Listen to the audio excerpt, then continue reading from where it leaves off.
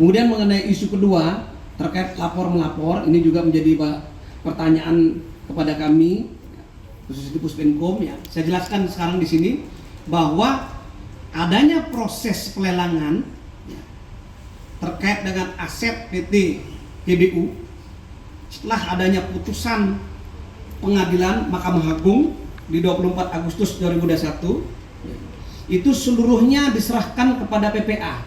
Jadi tidak ada pelaksanaan lelang oleh Pak Jambisus. Jadi kalau ada pelaporan ini keliru. Seluruhnya diserahkan kepada PPA. Dan pelelangannya diserahkan kepada Dirjen KLN di bawah Kementerian Keuangan. Saya jelaskan kronologisnya bahwa sejak awal penyidikan PT GBU ini sudah pernah diserahkan kepada Bukit Asam. Tetapi Bukit Asam BUMN tidak bisa menerima karena berbagai persoalan yang ada di PT GBU ini. Salah satunya adalah banyak utang, banyak gugatan. Dan yang kedua, setelah dilakukan satu proses penyidikan, tiba-tiba ada gugatan keperdataan dari PT Sendawarjaya. Gugatan keperdataan dikalahkan kita. Artinya uang yang sudah diserahkan hasil lelang itu mau diserahkan kepada PT Sendawarjaya. Sehingga kita prosesnya berlangsung di pengadilan tinggi karena ada upaya hukum, ya ternyata mereka dikalahkan. Kita langsung melakukan satu proses penelitian terhadap berkas perkara yang diajukan dalam proses keperdataan. Dan kita ketahui banyak menggunakan dokumen-dokumen palsu, sehingga kita tetapkan yang bersangkutan sebagai tersangka ya, atas nama Thomas yang saat ini prosesnya sudah di persidangan. Ya. Kemudian saya jelaskan juga proses lelangnya ya, bahwa proses pelelangan PT GBU ini dilakukan penilaian oleh 3 appraisal.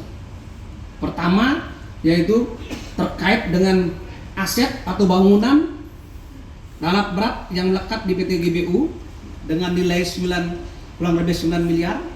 Kemudian ada juga perhitungan oleh appraisal yang kedua terkait dengan PT GBU dengan nilai 3,4 triliun. Dari hasil 2 tadi dilakukan satu proses pelelangan pertama, tetapi satu pun tidak ada yang menawar. Jadi kalau dibilang ada kerugian 9 triliun, di mana kerugian 9 triliunnya? 3,4 triliun yang kita tawarkan tidak ada yang menawar ditambah dengan 9 miliar. Yang laku cuma yang 9 miliar. Karena tidak ada yang menawar, maka dibuka proses pelelangan kedua ya, dengan melakukan suatu appraisal.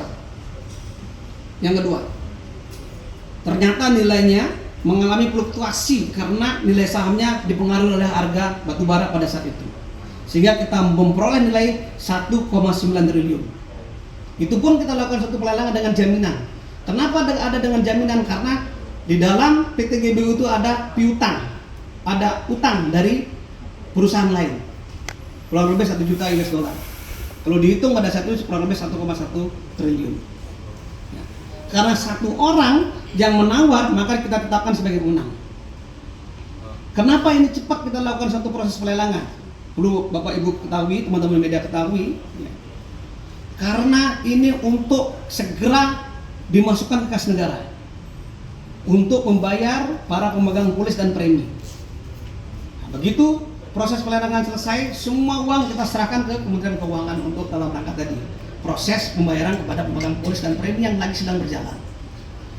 Kedua, menghindari proses hukum karena ini complicated PT GBU ini, banyak gugatan, banyak permasalahan, dan menghindari fluktuasi harga saham pada saat itu, sehingga kita segera melakukan satu proses pelelangan biar negara tidak rugi.